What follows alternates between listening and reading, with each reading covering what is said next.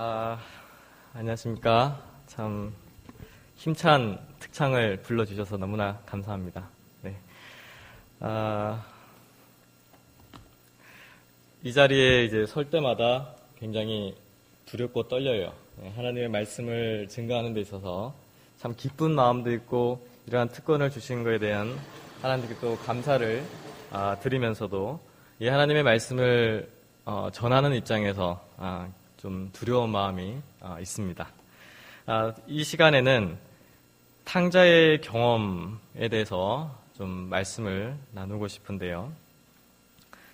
탕자의 경험에 대해서는 많이 들어오셨을 겁니다. 이 비유에 대해서.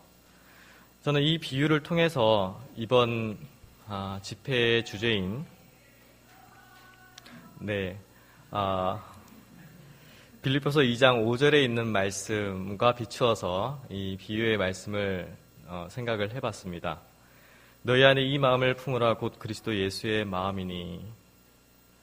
과연 예수님의 마음에 대해서 우리가 어떻게 볼 수 있을까? 예수님의 마음에 대해서 우리가 어떻게 조금의 그 조각을 우리가 이해할 수 있을까? 이 주제를 생각하는 가운데 하나님의 마음에 대해서 성경 말씀 가운데 비유 가운데서 탕자의 경험을 통하여 나타내셨다, 보이셨다라는 것을 생각했습니다. 그래서 이 시간 탕자의 경험에 대해서 우리가 다시 한번 그 비유를 통하여 하나님의 마음에 대해서 조금 생각해 보도록 하겠습니다. 이 그림의 광경이 보이십니까? 탕자가 그 재산을 탕진하고 아버지께로 돌아갈 때의 그 광경이에요. 정말 헐벗고 아무것도 없지만 그 아버지에게 이렇게 다가가서 아버지 품에 안기는 그러한 사진인데요. 누가복음 15장 11절 말씀을 성경을 가지고 계시면 다 같이 한번 펴서 말씀을 보도록 하겠습니다.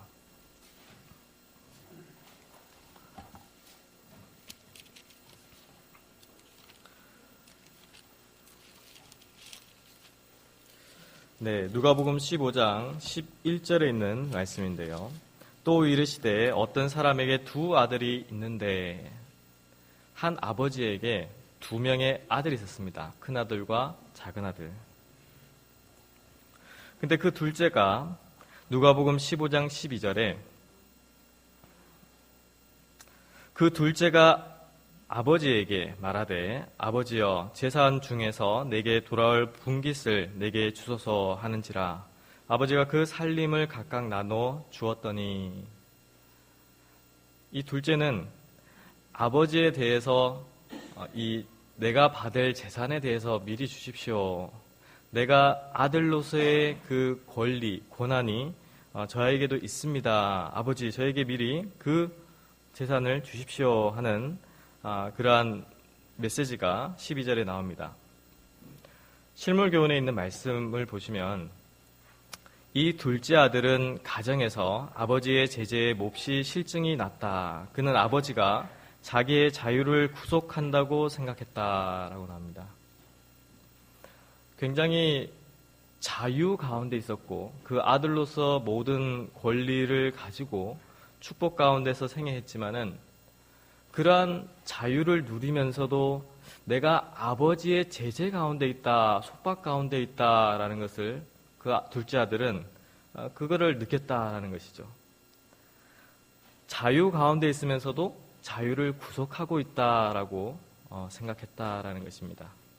그래서 그것을 너무나 견디기 힘들었고 그 견디기 힘듦을 아버지에게 재산을 미리 주십시오라는 표현으로 나타냈다라는 것을 볼 수 있는데요.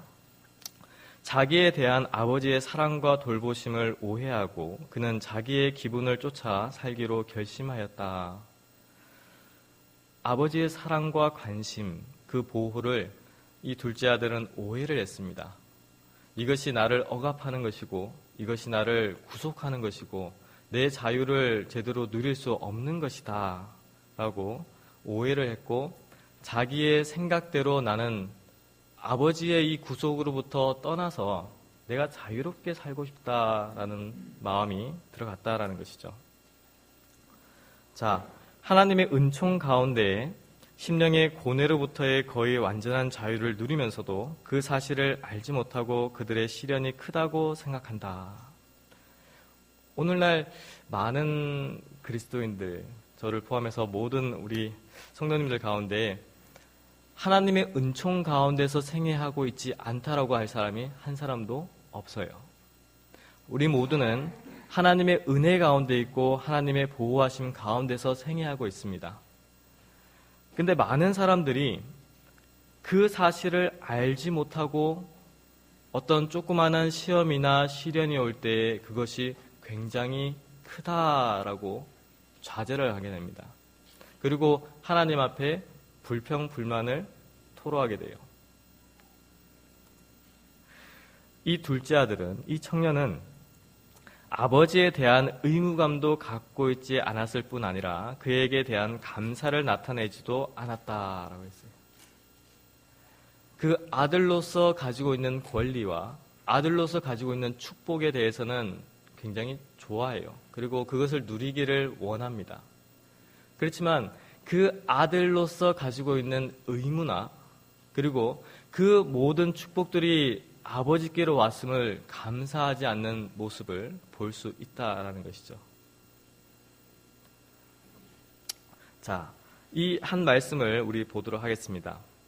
하나님의 율법의 위대한 원칙들은 십계명을 통해 구체화되고 그리스도의 생애를 통해 예시되었다. 그것들은 하나님의 사랑과 그리고 인간의 행위와 관계들에 관한 하나님의 목적의 표현이며 각 시대의 모든 인류가 지켜야 할 의무가 있다. 이 교훈들은 하나님께서 당신의 백성들과 세우신 언약의 기초가 되며 하나님의 심판에 있어서 표준이 된다. 성령의 활동을 통하여 그것들은 죄를 지적하며 구주의 필요성을 깨닫게 한다. 구원은 전적으로 은혜로 얻는 것이요 행함으로 얻는 것이 아니다. 그러나 그 열매는 계명에 대한 순종이다. 이 같은 순종은 그리스도인의 품성을 개발시켜 주며 행복감을 가져다 준다. 그것은 주님에 대한 우리의 사랑과 동료 인간에 대한 우리의 관심의 증거이다. 믿음으로 말미암는 순종은 생애를 변화시키는 그리스도의 능력을 나타내며 그리하여 그리스도인 전도를 힘있게 해준다. 굉장히 좋은 말씀이죠. 이 말씀이 바로 재림을 기다리는 재림 교인들에게 주어진 기본 신조예요.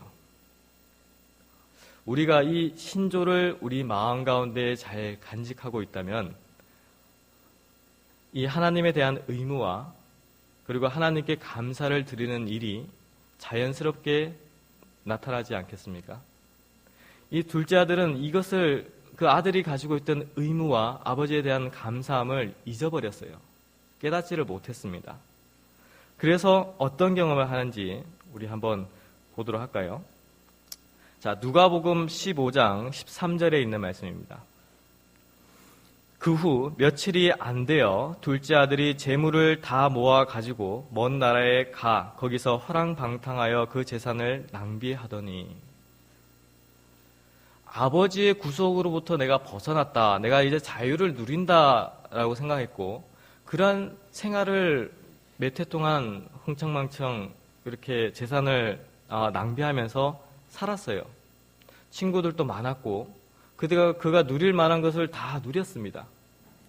근데 그 끝은, 그 결론은 바로 누가복음 15장 13절의 경험이었어요. 그는 자기 아버지에게 이기적인 목적으로 달라고 해서 받은 재물을 다 허비해 버렸다.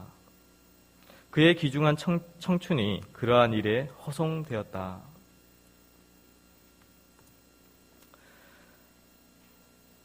참 굉장히 슬픈 경험입니다. 아버지로부터 이제 벗어났다. 내가 자유를 누린다고 했지만 그 결국은 굉장히 처참한 경험을 하게 되었는데요. 누가복음 15장 14절 말씀에 다 없앤 후 그 나라에 크게 흉년이 들어 그가 비로소 궁핍한지라. 이 둘째 아들은 궁핍한 경험을 하게 됩니다. 이 궁핍한 경험이 과연 뭐냐? 정말 먹고 싶어도 먹을 것이 없는 경험이에요. 배가 고파서 음식을 취해야 되지만 그 음식을 살 돈도 없고 음식을 구할 수도 없는 그러한 지경이었습니다. 그래서 15절 말씀에 가서 그 나라 백성 중 한 사람에게 붙여 사니 그가 그를 들로 보내어 돼지를 치게 하였는데, 이 돼지를 치는 일을 둘째 아들은 하게 됩니다. 유태인들, 이스라엘 백성들에게는 이 돼지라는 존재가 굉장히 가증한 동물이었어요. 이 가증한 동물을 돌보고 그 가증한 동물을 가 같이 생활을 한다 하면은 굉장히 처참한 광경입니다. 이러한 경험을 이 둘째 아들은 하게 되는데요. 한때 자기가 자유롭게 되었다고 뽐내던 이 젊은이는 지금에 와서 자기가 노예가 된 것을 깨닫게 되었다. 그는 죄의 줄에 매인 것이다. 즉 최악의 노예 상태에 빠지게 된 것이다. 그리스도인들도 마찬가지다라는 것입니다. 우리가 하나님의 은총 가운데 있지만, 하나님의 보호 가운데 있고 그분의 사랑 가운데 있지만은 우리가 그것을 깨닫지 못하고 내가 그것을 구속함으로 여기고 내가 그것을 제재라고 여기고 그 보호함에서 벗어난다면은 바로 이 둘째 아들이 경험했던 것을 그리스도인들도 그런 경험을 하게 될 것이다 라는 것이죠. 우리가 깨닫지 못하는 순간 나의 생애와 나의 모든 것이 노예가 되는 경험을 하게 됩니다. 무슨 노예요? 죄의 노예가 되는 경험을 하게 된다라는 것입니다. 여기에 묘사된 죄인의 형편은 얼마나 비참한가. 굉장히 비참한 광경이에요. 이게 아버지의 보호 가운데서 벗어났을 때의 현상입니다.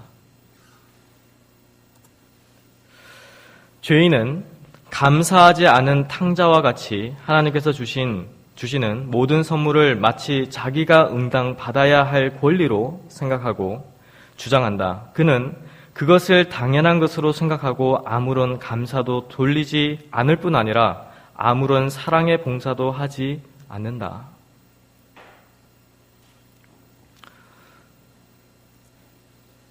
가인이 자기의 살 곳을 찾기 위하여 여호와 앞을 떠난 것처럼, 또는 탕자가 먼 나라로 떠나간 것처럼 죄인들은 하나님을 잊어버리고 행복을 찾으려고 한다. 행복에 대해서는 굉장히 좋아합니다. 근데 하나님 안에서 행복을 찾아야지 그게 진정한 행복인데, 자칫 잘못 생각하면 하나님을 떠나서 행복을 찾으려고 갈망하고 그곳에서 행복을 찾지 않을까 하는 기대로서 나가게 됩니다. 하나님의 품 안에서 나가게 돼요. 그렇지만 그 결과는 바로 이 탕자와 같은 결과를 경험을 하게 된다라는 것이죠. 외적으로 어떻게 보이든지 간에 자신을 중심으로 사는 모든 생애는 낭비하는 생애이다. 누구든지 하나님을 떠나서 살고자 하는 자는 재물을 낭비하는 자이다. 자신을 중심으로 사는 삶. 하나님을 믿노라 하지만 하나님이 그 가운데에 없는 삶. 보물이 있는 곳에 마음이 있다라는 말씀이 있습니다. 우리 각자의 마음 가운데의 보물이 어디 있는지는 우리 각자가 스스로 질문을 해야 돼요. 내가 하나님께 드릴 것을 하나님께 충실히 드리고 있는가? 내 생애를 하나님과 동행하는 생애로서 그러한 생애를 살고자 그러한 결심과 그러한 생애를 살고 있는가? 만약 그런 경험에서 내가 하나님이 내 생애 가운데 보이지 않는다면 이 시간 내 마음 가운데 다시 성령을 통하여 하나님의 임재를 경험하셔야 된다는 거죠.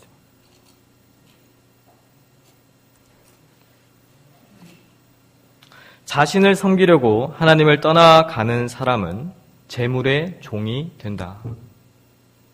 천사들과 교제할 수 있도록 하나님께서 지으신 사람의 마음은 세속적이고 추잡한 것을 섬기는 데까지 타락되었다. 이것이 자기 중심주의자가 맞이하는 종말이다. 자기 중심이 아니라 내가 최고가 아니라 예수 그리스도가 최고가 되는 삶을 사시기를 바라겠습니다. 자, 누가복음 15장 17절 말씀인데요. 이에 스스로 돌이켜 이르되 내 아버지에게는 양식이 풍족한 품꾼이 얼마나 많은가. 나는 여기서 추려 죽는구나. 돼지를 치면서 그 돼지가 먹는 먹이를 빌어 먹으면서 내가 이렇게 생활해서는 도저히 살 수가 없겠구나. 너무나 슬펐어요.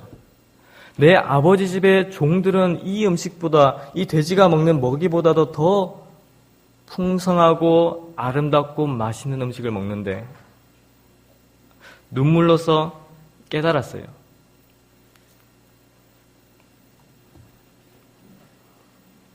하나님의 사랑은 아직도 하나님을 떠나 살기로 선택한 사람을 불쌍히 여기시며 그는 아직도 그러한 사람을 하늘아버지의 집으로 돌아오게 하기 위하여 감화를 끼치고 계시다.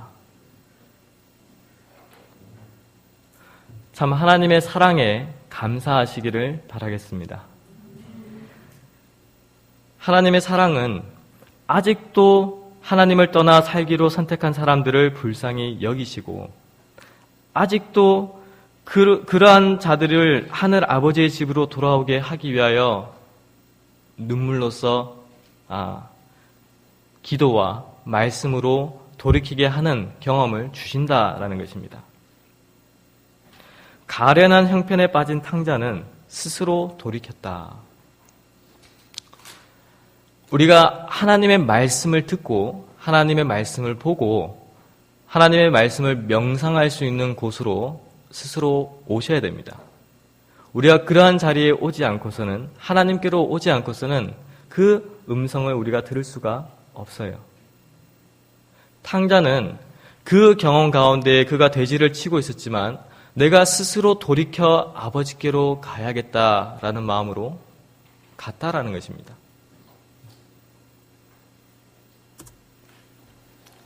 자, 누가복음 15장 18절로 19절에 있는 말씀인데요. 내가 일어나 아버지께 가서 이르기를 아버지 내가 하늘과 아버지께 죄를 지었사오니 지금부터는 아버지의 아들이라 일컬음을 감당하지 못하겠나이다. 나를 품꾼의 하나로 보소서. 헐벗고 굶주리고 모든 것을 잃은 그 아들이 아버지께로 그 아픈 몸을 이끌고 갔습니다. 탕자는 비록 가련한 처지에 있었으나 자기 아버지의 사랑을 확신하고 소망을 갖게 된다. 그를 집으로 이끌게 한 것은 곧 아버지의 사랑이었다. 뭐가 탕자를 아버지께로, 아버지의 집으로 가게 했다라고 말씀에 나옵니까? 아버지의 사랑이었어요. 내가 비록 이러한 모습이고 이러한 형편이지만 내 아버지는 이러한 나라고 할지라도 나를 사랑하신다라는 그 사랑을 확신했기 때문에 그 아버지의 집으로 간 것입니다.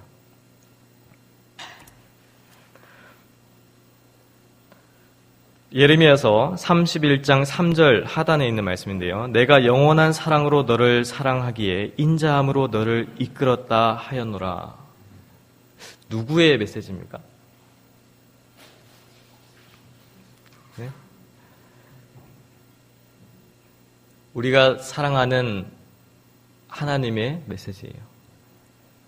하나님께서도 우리 모두를 이렇게 부르십니다. 영원한 사랑으로 너를 사랑한다. 인자함으로 너를 이끌겠다라고 하십니다. 우리가 그 음성에 응답하는 것이 바로 아버지의 집으로 가는 것이에요. 죄인으로 하여금 하나님께로 돌아오도록 강권하는 것은 하나님이 그들을 사랑하신다는 보증이다. 여러분들은 왜 하나님께로 더 가까이 가기를 원하십니까? 여러분들은 왜 이 자리에서 하나님의 말씀을 듣기를 원하십니까? 그분이 나를 사랑하시고 내가 그 사랑을 알기에 나도 또한 하나님을 사랑하고 하나님께 더 가까이 교제하기를 원합니다라는 거예요. 자, 사진을 한번 보도록 하겠습니다. 자, 앞에 이제 사진을 보시면은 한 장면이 나옵니다. 자, 한 명은 젊은 청년은 고개를 푹 숙이고 처량하게 이렇게 걸어오는 장면이고, 왼쪽에는 나이가 든 아버지의 모습은 어떻습니까? 굉장히 활짝 웃으면서 환하게 안으려고 하는 모습이에요. 누가복음 15장 20절에 이에 일어나서 아버지께로 돌아가니라. 아직도 거리가 먼데 아버지가 그를 보고 측은히 여겨 달려가 목을 안고 입을 맞추니. 거리가 멀었지만은, 그리고 그 아들이 언제 올지 몰랐지만은 그 아버지는 그 자리에서 매일매일 기다리고 그 거리가 멀지만 그 사람이 내 아들임을 알았다라는 것입니다.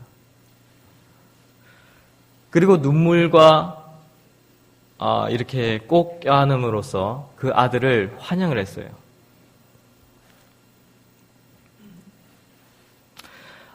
아직 상거가 먼데, 거리가 먼데 그의 부친은 아들의 모습을 분간했다. 사랑은 눈을 밝게 한다. 여러 해 동안의 죄된 생애로 초췌했을지라도 그것이 아버지의 눈으로 하여금 그 아들을 몰라보게 할 수는 없었다. 그는 측연히 여겨 달려가 사랑의 팔로 그의 목을 오랫동안 꼭 안고 있었다. 바로 이 장면에서 아버지의 사랑을 보실 수 있지 않습니까?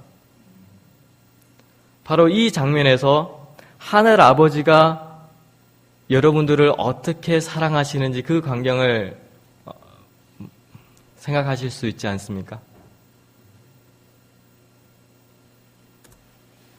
부친은 자기 아들의 비참한 모습과 누더기 옷을 경멸의 눈초리로 보도록 허락하지 않았다. 그 둘째 아들은 굉장히 초췌한 모습이었어요.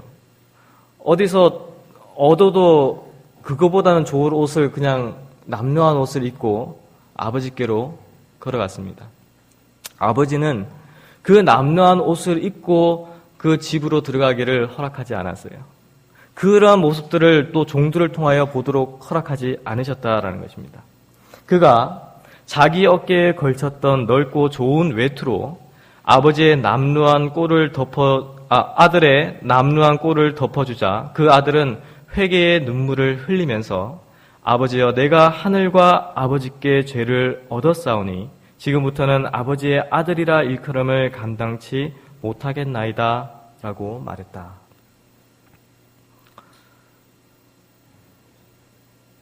그 남루한 옷을 허락하지 않고 그 아버지가 걸치고 있던 좋은 외투를, 아름다운 옷을 그 아들에게 덮어주었어요. 그러한 덮어주는 그 일로 인해서 그 아들이 내가 아버지께로 돌아가야겠다 스스로 돌이켰고 그 아버지께로 돌아갔습니다. 그리고 회개의 눈물도 많이 흘렸어요. 이러한 외투를 덮을 때에 그 아들의 입술을 통하여 회개의 눈물과 회개의 음성이 그 아버지께로 터져 나왔다라는 것이죠. 우리의 신앙도 또한 어떻습니까? 우리가 하나님께로 돌아가고자 하고 하나님께로 돌아가는 경험을 할 때 하늘 아버지께서도 우리의 남루한 꼴을 다른 이들이 보기를 원치 않으시기 때문에 그분의 아름다운 의의 옷을 우리에게 덮어주세요. 입히세요. 우리가 그 경험을 할 때 우리도 또한 눈물과 회개의 기도를 그 아버지께 드리지 않습니까? 바로 이 광경이 똑같은 모습이에요. 비유에는 탕자의 잘못을 견책하거나 조소하는 장면이 전혀 없다.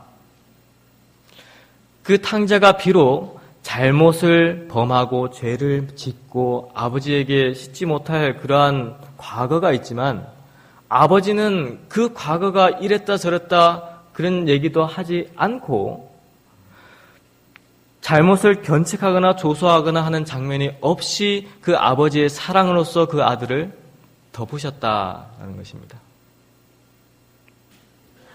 그때 그 아들은 어떠한 경험을 했는가? 그 아들은 자기의 과거가 용서함을 받고 잊어버린 바 되었으며 영원히 그의 죄가 도말되었다는 것을 느낀다. 우리 모두 이 경험을 해야 하지 않겠습니까?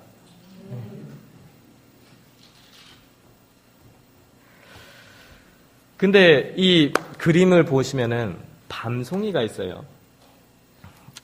밤송이를 생각하시면 어떠한 마음이 되십니까? 밤송이 이렇게 한번 잡아보셨나요? 가시가 있죠? 따가워요.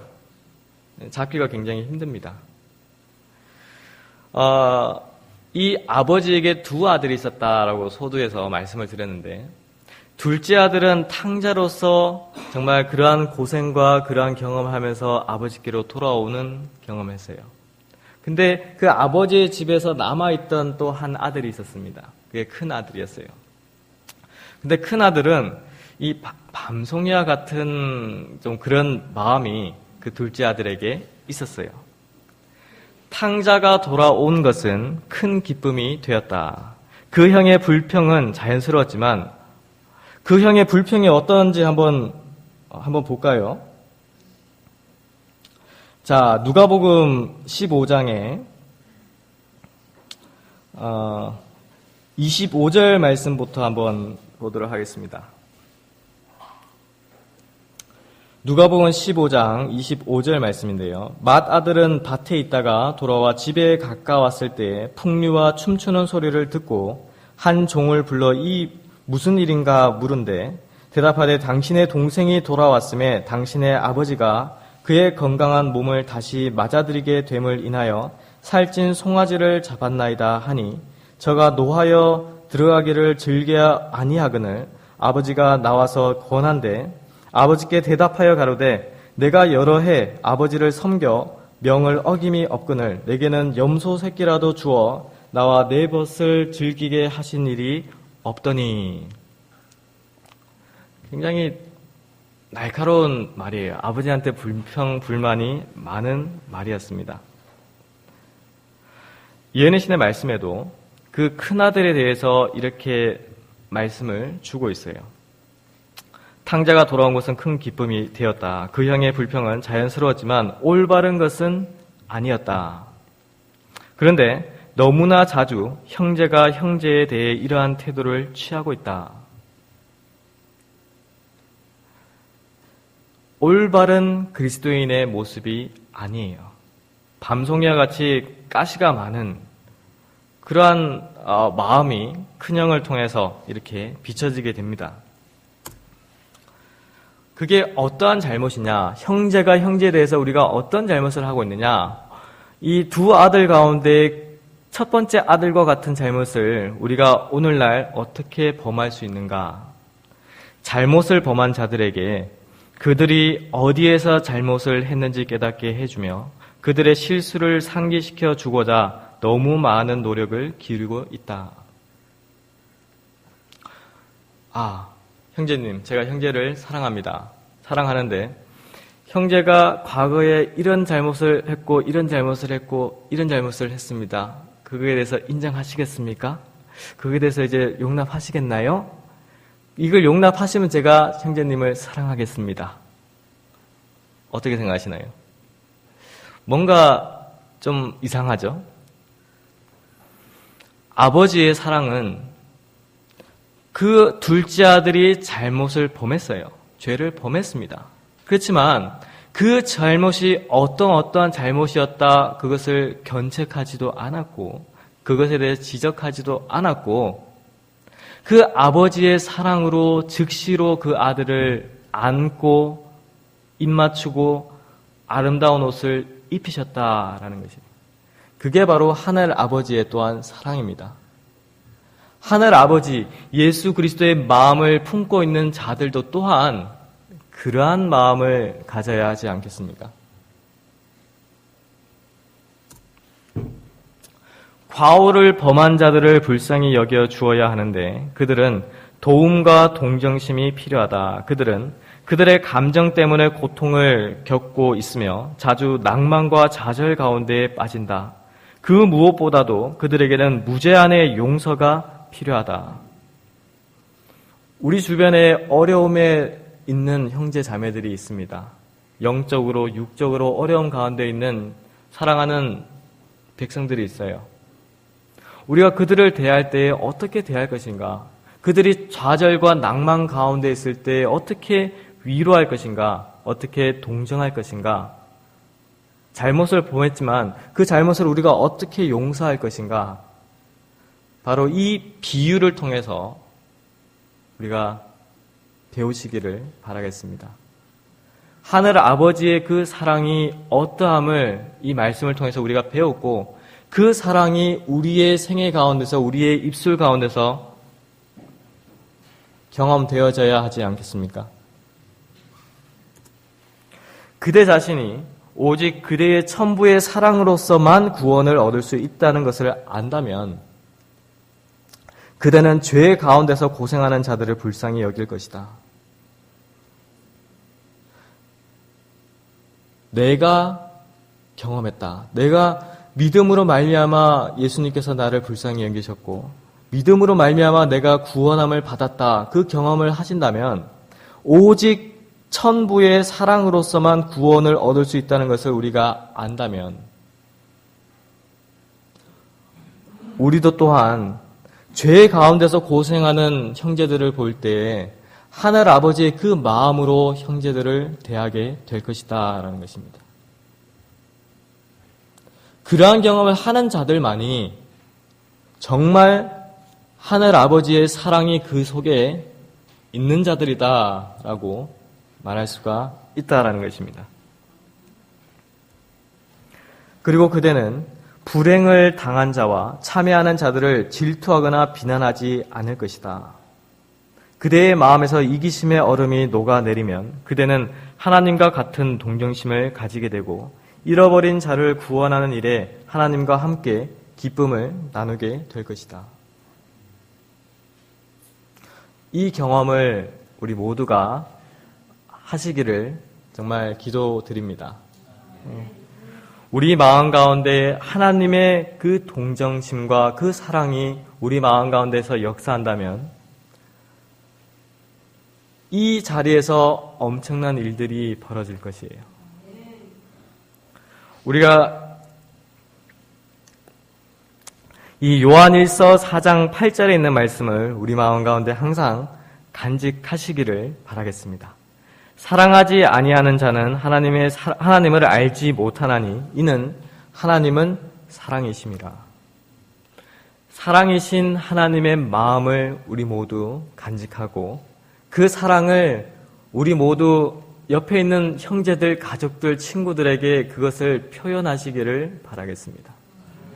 하나님의 사랑을 숨기는 것이 아니라 하나님은 사랑이시고 내가 사랑의 그 하나님을 내 마음 가운데 모시고 있고 나의 입술에서 나오는 말과 행동과 생애 또한 하나님과 동행하고 그 사랑이 내 말과 행동과 생애 가운데서 나타나시기를 바라겠습니다.